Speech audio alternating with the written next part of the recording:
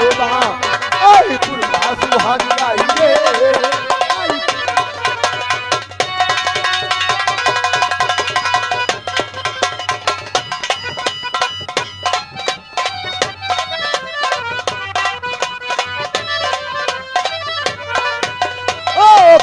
करिले तू प्यारी की पूजा ला ला ला ला ला ला ला ओ करिले तू प्यारी की पूजा ला ला ला ला ला ला ला ओ चाहे कोई अपना हो मेरे लिए अपना हो चाहे कोई अपना हो मेरे लिए अपना हो बीती मेरे मन भाई रे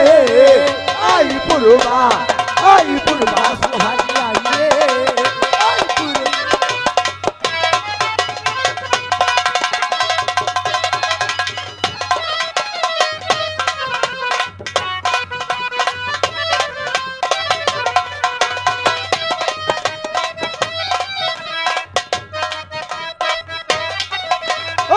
मैं तो मुसाफिर खड़ा रस्ते में ला ला ला ला ला ला ला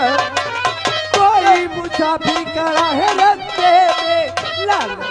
ला ला ला ला चाहे कोई अपना हो मेरे लिए अपना हो चाहे कोई अपना हो मेरे लिए अपना हो आज भी मेरे मन भाई रे आई पुरवा सुहानी आई रे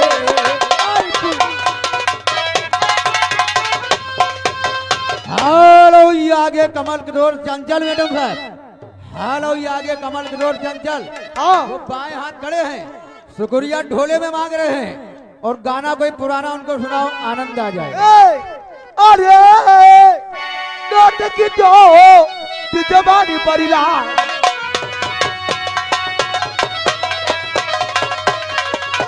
हाय नोट की चोटी जबानी परिला के